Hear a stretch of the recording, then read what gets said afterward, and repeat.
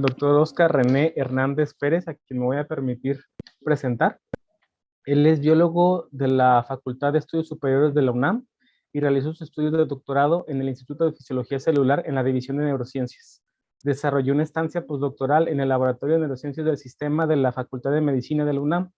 Actualmente forma parte del Sistema Nacional de Investigadores y cuenta con diversas publicaciones en revistas internacionales. También colabora en el Laboratorio de Reprogramación Celular e Ingeniería de Tejidos de la Unidad de Tecnología Médica y Farmacéutica del CETEG. Doctor Oscar, por favor, ya tiene privilegios para compartir pantalla, abrir micrófono y también su cámara. Ahí está cuadro. Muchas gracias, doctor. Muy bien. Te agradezco mucho, Jesús. No sé si ya me pueden ver de manera adecuada, pero Sí, bien. ya lo estamos viendo. Ya se ve ahí la pantalla, ¿verdad? Ahí está, doctor. Muchas gracias. Muy bien. Pues muchas gracias, Jesús, por la invitación. Es un agrado para mí dar esta charla. El día de hoy yo se las voy a presentar. La titulé como Neurociencias, un abordaje biotecnológico hacia el estudio de las células madre. Bien, me gustaría iniciar comentando qué son las neurociencias. En ese sentido, quiero mencionarles que las neurociencias van a ser todas las disciplinas que van a estar encaminadas a entender cualquier tipo de información relacionado con el sistema nervioso, ya sea a partir de cómo va a estar configurado, cómo va a estar estructurado, las partes, los núcleos que los vamos a poder tener en el sistema nervioso, cuáles van a ser las funciones en las cuales el sistema nervioso va a estar participando, como procesos de memoria, procesos de aprendizaje, procesamiento de emociones. También las neurociencias se van a enfocar en cómo es que las distintas regiones del sistema nervioso se va a estar comunicando a través de sus núcleos o a través de distintas partes que lo conforman. Y finalmente también se va a centrar en el estudio de algunos daños que puede generarse en el sistema nervioso que podrían generar patologías como lo son las enfermedades neurodegenerativas. En ese sentido, el estudio de las neurociencias ya tiene algo de tiempo y Santiago Ramón y Cajal es considerado el padre de las neurociencias, ya que por ahí del siglo XIX él comenzó realizando algunos estudios y observando unos tipos celulares muy particulares. Al día de hoy sabemos que esos tipos particulares que él veía son las denominadas neuronas y que las neuronas van a formar parte del sistema nervioso siendo la unidad fundamental. Las neuronas van a tener unas características muy particulares, van a tener un soma o cuerpo, unas pequeñas prolongaciones que se denominan dendritas y una prolongación más extensa a la que le denominamos como axón. Al final de este axón vamos a tener algunas terminales que, como veremos más adelante, van a servir para comunicarse. Conocemos al día de hoy que el sistema nervioso está conformado por alrededor de 1.000 millones de neuronas y todas estas neuronas van a estar comunicándose constantemente. Al día de hoy sabemos que a esta comunicación se le va a denominar como sinapsis y, como podemos observar en esta caricatura, hace referencia a cuando dos neuronas van a estar intercomunicadas y van a estar compartiendo información. A este tipo de comunicación o sinapsis sabemos que se van a poder diferenciar en dos tipos. Las sinapsis químicas, que va a ser a partir de mensajeros que se comunican entre las neuronas que se denominan neurotransmisores, y a partir de sinapsis eléctricas, que va a ser el flujo de pequeños voltajes eléctricos entre las neuronas. En ese sentido, vale la pena recalcar que las neuronas van a presentar algunos perfiles eléctricos. Cuando nosotros tenemos comunicación entre las neuronas, es decir, cualquier acción va a generar una pequeña diferencia eléctrica a la cual vamos a denominar como potencial de acción. Una vez que tenemos claro a qué se hace referencia de las neurociencias y cuál es el campo de estudio, me gustaría mencionarles que van a existir diversas estrategias para poder hacer el estudio del sistema nervioso. Yo en esta charla me voy a centrar en las de tipo farmacológico, en las anatómicas, así como a nivel de electrofisiológicos. Para poder ahondar en este tipo de estrategias, quiero mencionarles que yo les voy a presentar algunos resultados de una molécula que se llama vasopresina, que es con la cual yo he trabajado desde hace algún tiempo. Esta molécula anteriormente era conocida como hormona antidiurética. ¿Por qué? Porque tiene un papel fundamental en la reabsorción del agua. Cuando nosotros tenemos algunas ganas de ir al baño o cuando tenemos una deshidratación constante, la vasopresina es la encargada de que no nos deshidratemos en una manera que nos pueda afectar en nuestro funcionamiento normal. La vasopresina se va a liberar en la glándula pituitaria que se localiza en el cerebro y sabemos que a partir de ahí es liberada para generar sus efectos en la reflexión del agua. Sin embargo, al día de hoy también conocemos que va a tener efectos directamente en el sistema nervioso y que va a poder afectar de alguna manera algunos tipos de conductas y algunos tipos de patrones eléctricos en las neuronas. Retomando un poco las estrategias que les mencionaba respecto a las neurociencias, quisiera iniciar con el abordaje farmacológico. Este tipo de abordaje nos va a permitir conocer efectos en la conducta de algunas sustancias relacionadas con el cerebro. Cabe mencionar aquí que debido a cuestiones éticas, resulta imposible nosotros experimentar con humanos. Es por ello que utilizamos algunos modelos animales, en este caso les presento a la rata, y estas ratas van a ser sometidas a algunas pruebas que pretenden simular condiciones patológicas que el ser humano encontraría. En ese sentido, yo ahorita les estoy mostrando dos videos, una prueba de laberinto elevado en forma de sigmas y del enterramiento defensivo. Ambas pruebas son utilizadas en los estudios preclínicos para evaluar conductas de ansiedad. Bien, retomando un poco lo de la vasopresina, yo les quisiera mencionar que en unos estudios que se realizaron, nosotros pudimos descubrir que cuando administrábamos la vasopresina en el cerebro de las ratitas, inducíamos particularmente un incremento de ansiedad. Es decir, las ratitas tenían de alguna manera la sensación de intranquilidad que nosotros podemos decir que vivimos en algunas circunstancias. En otro abordaje farmacológico, utilizando otro modelo experimental que se denomina como laberinto acuático de Morris, que tenemos en el lado izquierdo, nos dimos cuenta que las ratitas que tenían altos niveles de vasopresina tenían una mejora en los procesos de aprendizaje y memoria. Esta prueba se centra en tratar de tener a la ratita nadando en este laberinto y ella debe de localizar de alguna manera una plataforma escondida y recordar en dónde está para con ello dejar de nadar. Y nosotros nos dimos cuenta que, bueno, las ratitas con mayores índices de vasopresina iban a tener un mejor desempeño al recordar esto. En otro de los aspectos que las neurociencias van a tener para el estudio del sistema nervioso se encuentran los abordajes anatómicos. En ese sentido, esto nos va a permitir explorar vías conectivas, así como describir sitios de acción de algunas sustancias que van a tener efectos en el cerebro. Retomando el tema de la vasopresina, me permito aquí mostrarles unos estudios que realizamos en los cuales descubrimos que existen algunas fibras o neuronas de vasopresina que van a enviar conexión hacia la amígdala cerebral, que les mencionaba es una estructura que se encarga del procesamiento de las emociones, y en esa estructura se encontraban algunos tipos de receptores particulares que son los encargados de modular que la vasopresina incrementara los niveles de ansiedad en las ratas. En otro ejemplo, fue posible demostrar que existen fibras vasopresinérgicas que van a conectarse o dirigirse hacia el locus coeruleus, que es una estructura que se centra en la base del cerebro y que tiene un papel fundamental en cuestiones de estrés. Nosotros logramos demostrar a partir de algunos estudios anatómicos que estas fibras de vasopresina modulaban de alguna manera la actividad del locus coeruleus y que de manera final modificaban la conducta en algunos animales frente al estrés. Bien, en otro trabajo pudimos demostrar que la estimulación de estas fibras vasopresinérgicas que llegaban al locus coeruleus tenían como consecuencia actividad en otras estructuras, como es el caso del giro dentado del hipocampo y de la corteza prefrontal, que ambas estructuras van a estar relacionadas con procesos de memoria, aprendizaje y toma de decisiones. En conjunto, estos estudios anatómicos nos permitieron demostrar nuevas vías conectivas de la vasopresina que van a ser distintas a su sitio de producción y que al estar conectados con algunos núcleos y liberar la vasopresina, nos iban a poder influenciar algunas conductas particulares. Otro de los abordajes que tenemos en las neurociencias van a ser el abordaje electrofisiológico. En ese sentido, nos va a permitir conocer características y patrones eléctricos durante la actividad de las neuronas. Como recordarán, yo les mencionaba que las neuronas tenían un perfil eléctrico y que iban a existir estos cambios de voltaje denominados potenciales de acción. Si nosotros podemos de alguna manera registrar una neurona, podríamos caracterizar estos patrones eléctricos para determinar la frecuencia de disparo, la amplitud y con ello caracterizar particularmente tipos de neuronas específicas, así como demostrarlas en su localización en el sistema nervioso.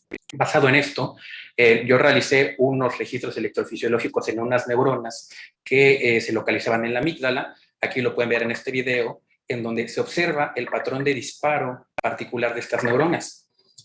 Una vez que nosotros pudimos realizar estos registros, los comparamos con los datos presentes en la literatura y pudimos determinar que se trataba de neuronas de tipo vasopresinérgicas.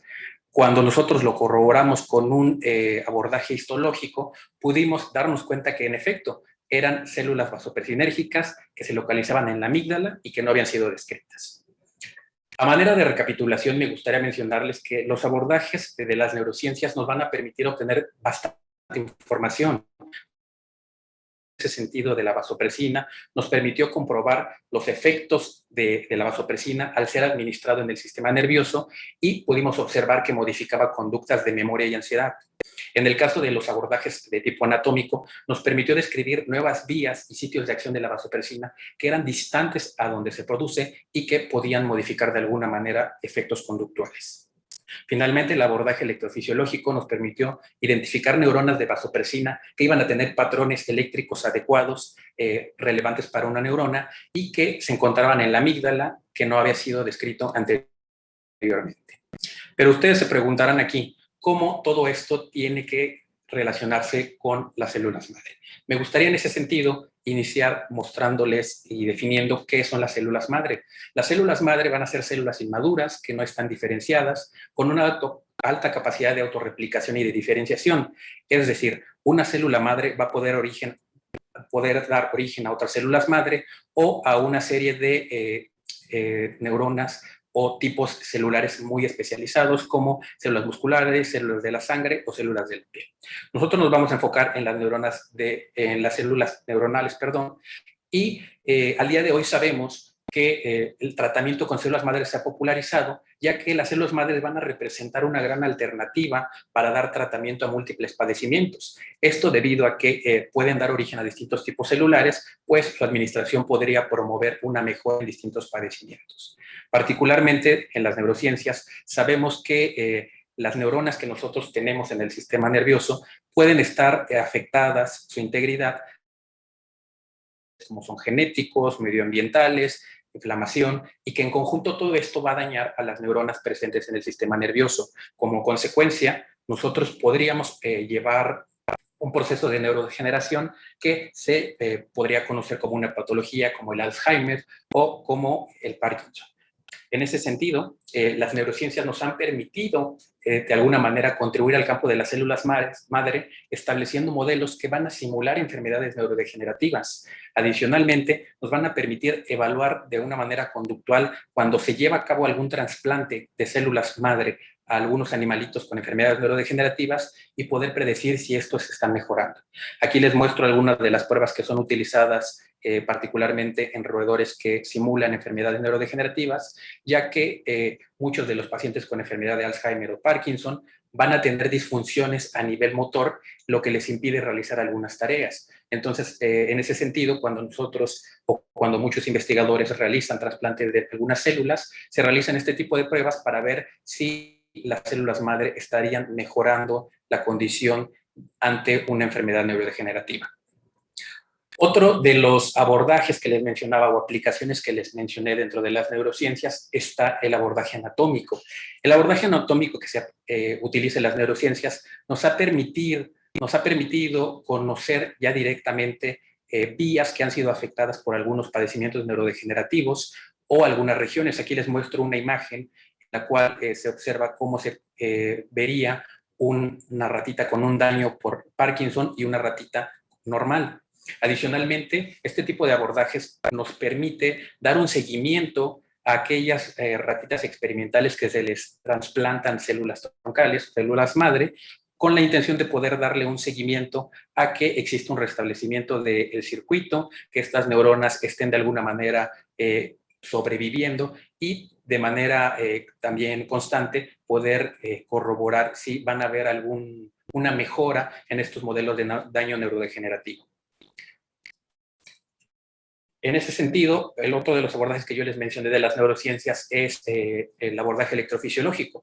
Pues bien, en el sentido de las células madre, esto nos permitiría, o este abordaje nos da posibilidad de caracterizar a las neuronas que son provenientes de células troncales y determinar si van a tener perfiles eléctricos adecuados para que, en caso de ser trasplantadas, tengan una eficiencia y un buen manejo en regenerar los daños causados por las enfermedades.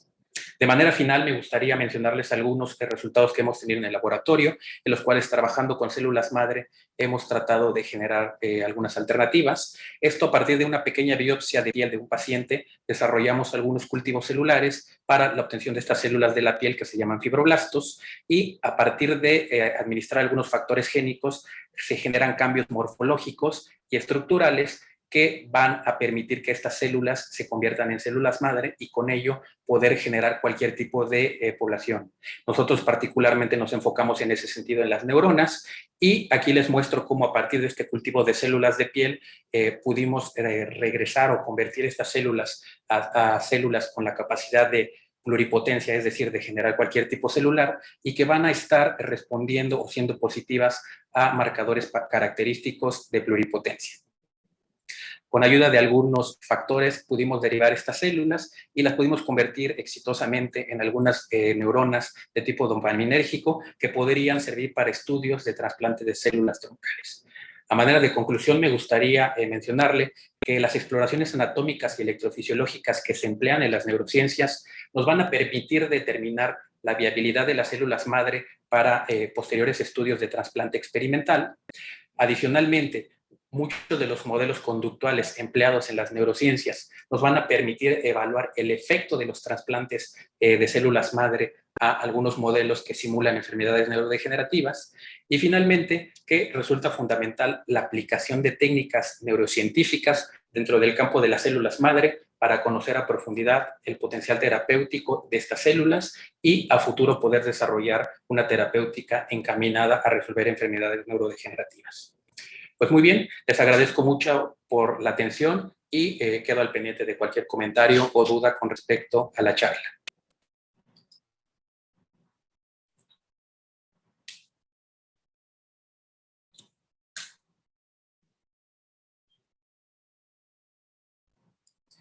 No te escuchamos, Jesús. Creo que está silenciado tu micrófono. Una disculpa, muchas gracias por su charla, doctor Oscar. Veo que ya hay algunas preguntas. Una pregunta aquí en el chat que pregunta Lorena: ¿qué diferencia existe entre las células madre obtenidas de cordón umbilical y de las obtenidas de tejido? Bien, mira, las células características de cordón umbilical, por definición, ya van a tener la posibilidad de diferenciarse hacia diversos linajes celulares. Sin embargo, las obtenidas por tejido, por ejemplo, en este caso de tejido epitelial, ya van a ser células que van a ya estar definidas específicamente a un tipo celular. Entonces, mientras... Hola, doctor Oscar. Por ahí hubo un problema técnico. Creo que lo perdimos unos minutos. Estamos habilitando su micrófono. Está apagado. ¿Me escuchan nuevamente? Ya volvió, doctor. Muchas gracias. Ok. No sé si se escuchó la respuesta que di. Se cortó a la mitad. Ok, bueno, la gran diferencia entre la obtención de estas dos células madre va a ser que unas ya están diferenciadas y va a resultar más complicado o metodológicamente más elaborado restaurar su capacidad de pluripotencia de un tejido ya específico a las obtenidas a partir de cordón. Muchas gracias, doctor. Hay una pregunta más de Dodi. Dice: ¿cuáles son las estrategias más prometedoras que han surgido para una administración de células madre menos invasivas, dirigidas a SNC? Bien. ¿Dirigidas a qué, perdón? SNC. Ah, perfecto, al sistema nervioso central. Mira, la realidad es que ya existen o ya han existido varias aproximaciones respecto a la administración de células madre en el sistema nervioso central. Los primeros experimentos se realizaron hace ya bastantes años. Sin embargo, al día de hoy lo que se está promoviendo muchos tejidos han sido desarrollados ¿para qué? Para generar la administración de células de manera indirecta, administrar células madre a partir de la vía intravenosa y por características particulares, estas células van a llegar al sistema nervioso y de alguna manera poder restaurar la capacidad del sistema nervioso central. A futuro se provee y se busca que la administración de las células troncales pudiese de alguna manera ser directamente en las zonas afectadas y que con ello se genere una mejoría bastante prometedora cuanto a distintas enfermedades neurodegenerativas. Muchas gracias, doctor. Hay una nueva pregunta de la doctora Ángela Suárez. Dice, gracias por la plática, muy interesante el tema, ya que las enfermedades neurodegenerativas van en aumento y hay mucho desconocimiento en los tratamientos. ¿Qué tan eficientes son los tratamientos con células madre que actualmente empiezan a comercializarse? Mira, ahí hay una cuestión bien interesante. De inicio, hay que pensar que las células madre como tal pueden ser administradas, pero también pueden ser encaminadas al desarrollo de terapéutica. ¿En qué sentido? Al día de hoy podemos obtener a partir de un paciente tejido y, como les mencioné, tejido epitelial, generar algunas células y esas células podemos específicamente probar fármacos que son utilizadas en enfermedades neurodegenerativas y con ello es desarrollar estrategias encaminadas específicamente al tratamiento de los pacientes. Es decir, se le denomina medicina personalizada. Obtenemos muestras de pacientes específicos y se prueban en sus células madre fármacos para predecir cómo podrían esto mejorarlo. En la actualidad sí, ya existen varios tratamientos que se están comercializando. Sin embargo, ahí vale la pena mucho hacer hincapié en que van a existir muchas empresas que van a estar implementando o comercializando esto. Sin embargo, hay que tener mucho cuidado, ya que no en todos los casos se están administrando células madre. Hay algunas empresas ya bien establecidas con reconocimiento internacional que han mostrado que la aplicación de células madre a algunas enfermedades puede haber una mejoría y directamente ya podemos especificar algunas, pero en el caso directo de las enfermedades neurodegenerativas se ha demostrado una